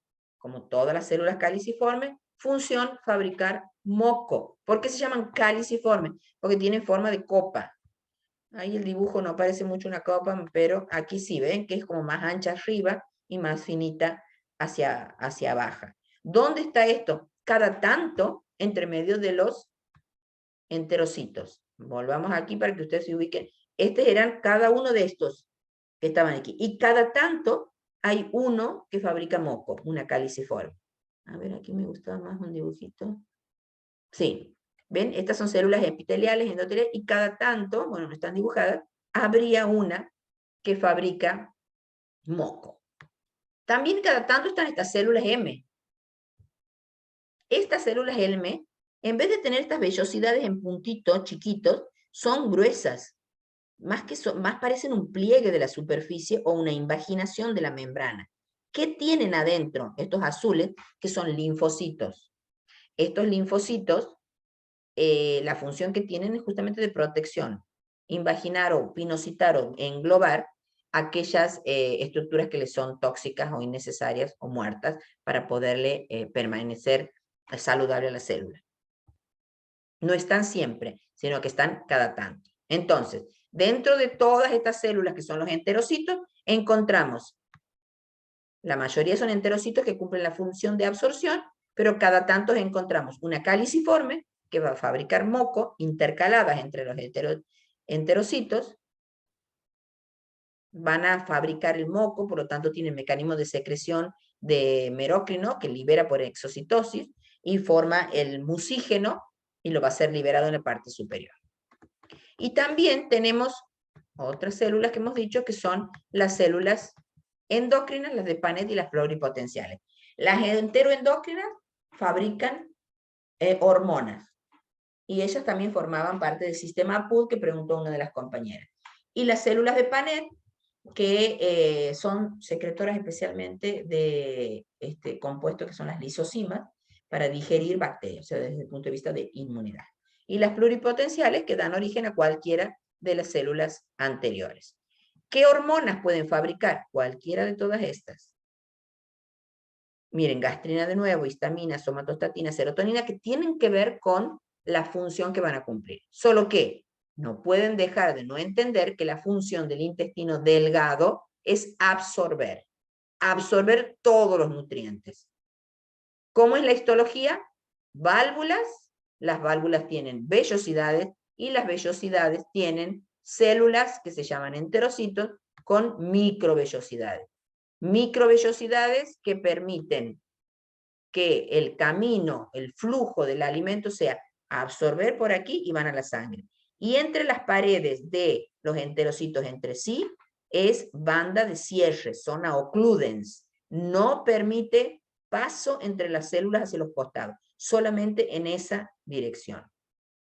Y las otras tres células que nos faltaban, las caliciformes, que son cada tanto las que fabrican moco, y las otras tres que son, repito, las enteroendócrinas fabrican hormonas, como hemos dicho en el caso de las gástricas también, las de Panet que son de protección, y las pluripotenciales que son de reparación. Y hasta ahí hemos terminado la mucosa del intestino delgado. La mucosa del intestino delgado cumple la función del intestino más importante, que es la de absorción. ¿Qué herramientas tiene el intestino delgado para absorber? Tres, repito. Válvulas conniventes, microvellosidades y los enterocitos con microvellosidades. ¿Qué células forman parte del intestino delgado? Mucígenas, enterocitos, Panet, caliciformes y pluricelulares. Cada una tiene su función que le hemos dicho. Eso es específico, eso tiene el intestino delgado y no lo tiene nadie más. Después bajamos.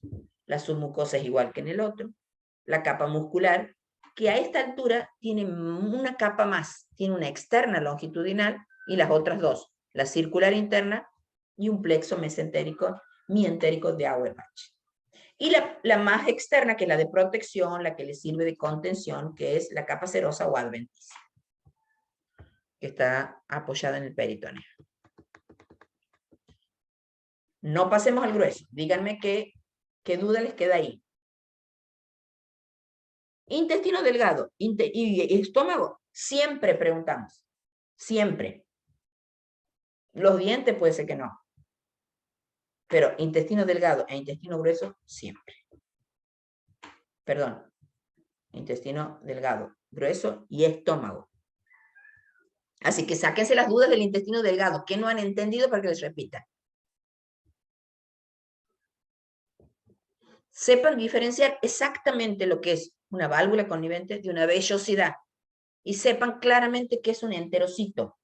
Enterocito es cada una de las células que forma la vellosidad intestinal. ¿Y qué es la vellosidad intestinal?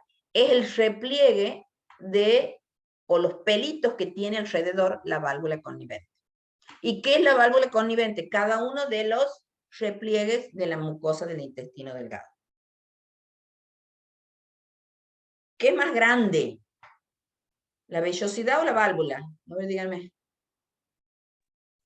La válvula. Válvula. Perfecto. Y lo van entendiendo. Que si lo dibujan, lo van a dibujar igual. Solo que uno tiene pelitos y el otro no. El otro tiene células enterocitos que tienen microvellosidades, que no es lo mismo. ¿Han entendido esa diferencia para saber claramente qué es cada cosa? Es como de mayor a menor.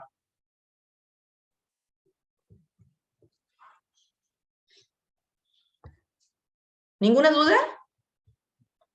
Son unos genios.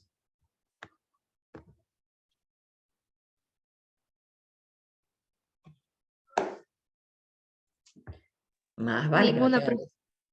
Profe, las células caliciformes sería lo mismo que las células mucígenas que ha dicho usted. Sí, exactamente, fabrican moco. Bien, gracias.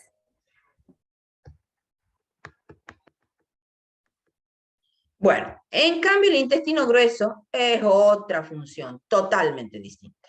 Totalmente distinta.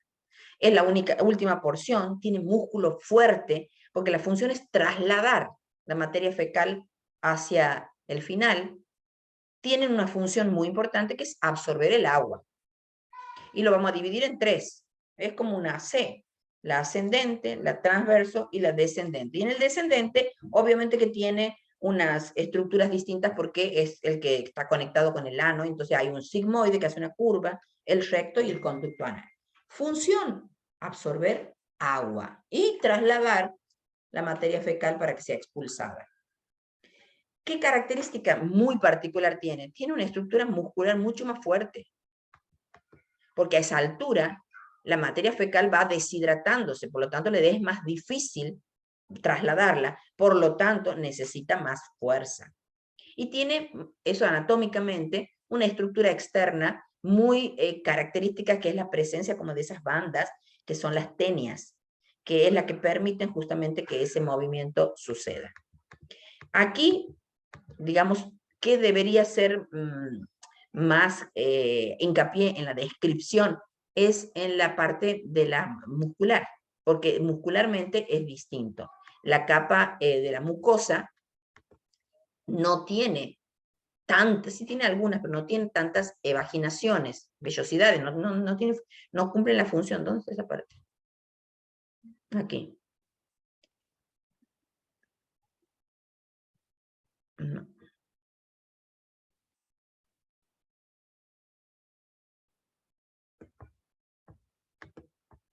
Ajá, ha quedado tapado. ¿Ustedes tienen este PowerPoint? Este PowerPoint está esto es un PDF. Bueno. Después hay algunas estructuras que son anexas, como por ejemplo el apéndice. El apéndice es este pedacito que sale de el colon ascendente. Se desprende de la pared interna. Y es como una evaginación, es como una saliente. Miren, aquí sería el agujerito con el que produce. No se le conoce función, parece que en la evolución del hombre eso habría quedado como suelto, por eso a veces se inflama, se infecta, entra materia fecal y hay que sacar. La estructura es parecida a la del intestino grueso, tiene un músculo más desarrollado, tiene mucho nódulo linfático, pero mucho más delgado, más finito, ven una luz estrecha y también acumula detritus. El recto y el ano, digamos, ahí lo importante es que puedan diferenciar en la capa muscular, porque aquí ya aparece un músculo estriado porque el esfínter anal externo es voluntario. Entonces eso tienen que saber que es gracias a la presencia ya de músculo esquelético voluntario. También es interesante que aquí sepan que se producen las hemorroides. ¿Y por qué se producen las hemorroides? ¿Por qué? Porque en la zona de la submucosa hay grandes cantidad de vasos, lo que se llama el plexo hemorroidal, son muchas venas, que a veces por la misma posición como que se estrangulan, y esa dilatación y estrangulamiento es lo que produce la inflamación con mucho dolor, que son las hemorroides. Esos están en la submucosa de la parte del recto o del ano. ¿Alguna otra duda del intestino grueso? Nada de dudas. Bueno, y cuando hablamos de las glándulas anexas, nos vamos a referir a todos aquellos órganos, aquellas glándulas, aquellas estructuras que colaboran con la digestión del tubo digestivo. Una son las glándulas salivales, ya hemos dicho, justamente aportan el líquido suficiente para mojar el bolo alimenticio en la boca y aportan una enzima, que es la amilasa, para empezar la digestión de los hidratos de carbono. Son 3, están ubicadas en la boca, anatómicamente están en el dibujito ese, y como cualquier glándula tiene la zona de producción del líquido que va a producir la glándula y el tubo hasta donde van a volcarlo o evacuarlo para que pueda ser utilizado. Ahí tienen que describir cuáles son los tipos de glándulas que hay en las glándulas salivales, y ustedes han visto en la parte de generalidades cómo son las glándulas, entonces saben si esta es una glándula acinosa, una tubular, o tubular compuesta, o acinosa compuesta, etc.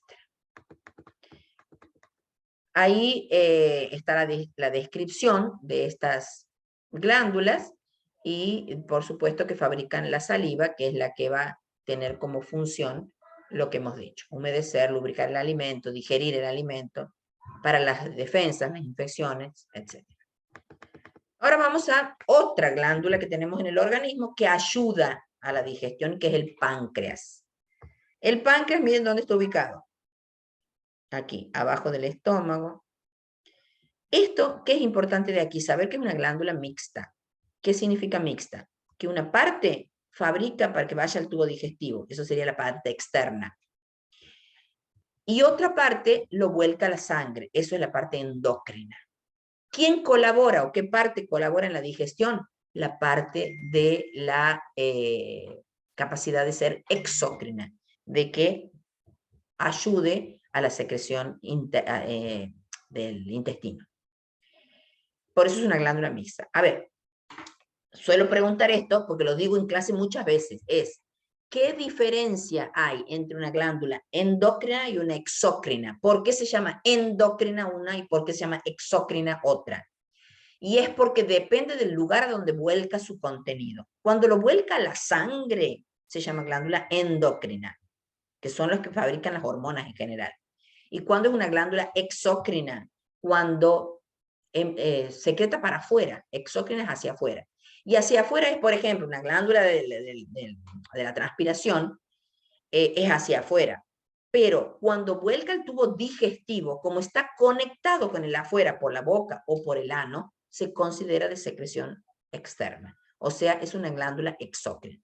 Por eso el páncreas tiene esa doble función, porque una parte vuelca hacia el intestino, entonces exócrina. Esa parte exócrina lo que fabrica es el jugo pancreático.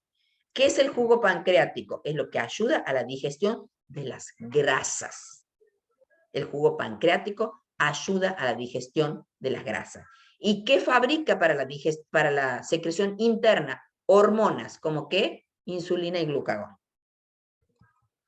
Entonces, el páncreas exócrino tiene túbulas, tiene glándulas, que son túbulo-acinosas, similares a las de salivales, y ahí está la descripción de cualquier glándula túbulo-acinosa, cuál es el conducto intercalar, el intralobulillar, el interlobulillar, el colector, y hasta que elimina su contenido, en este caso, en el intestino delgado.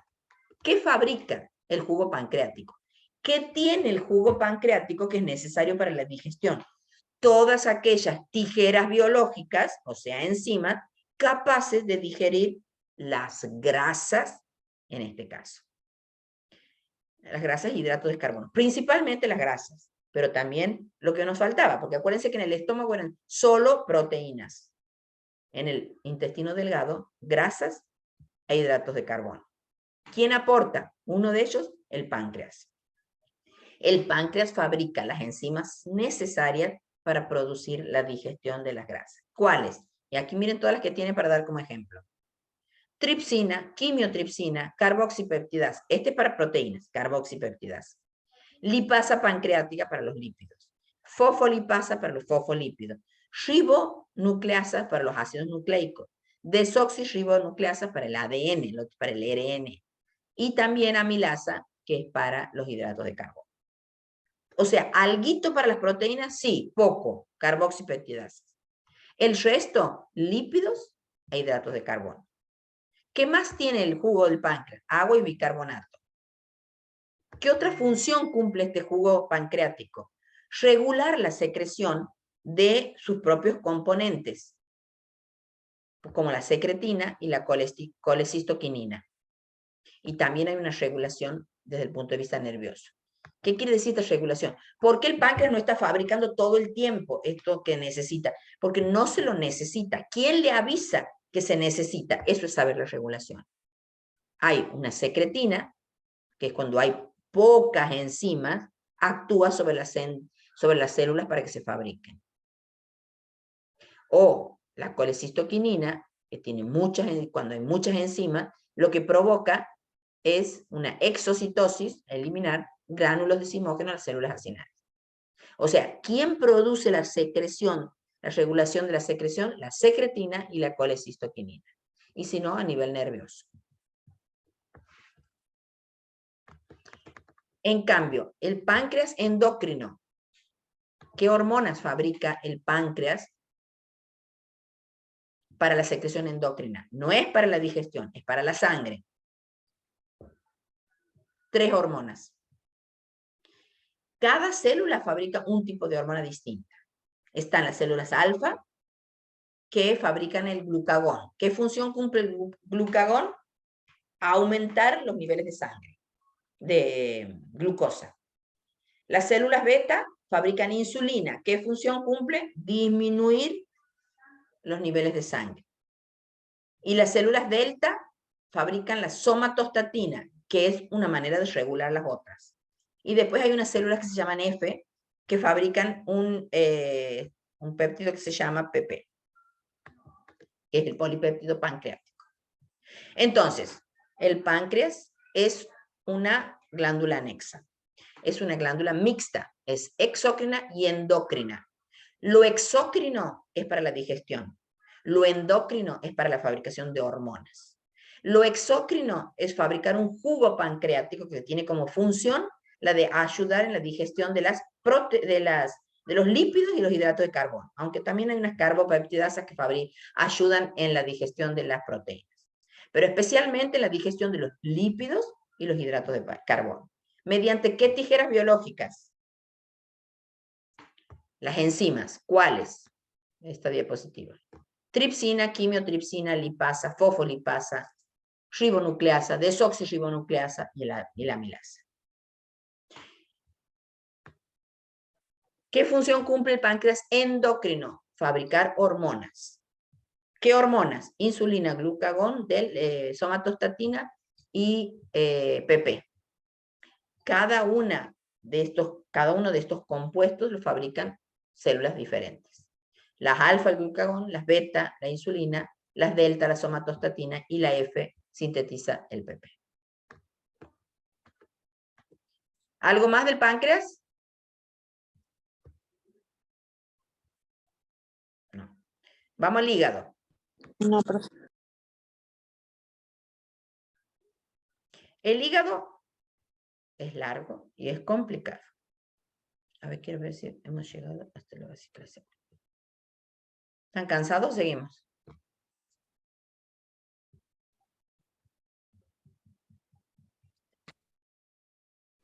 Sí, profe. ¿Sí? Si no, seguimos mañana, como a ustedes les parezca. Ya van 2 horas. Por ahí tengo miedo que estén cansados y ya no les sirva. Yo prefiero que lo tengan estudiado y lo repasamos.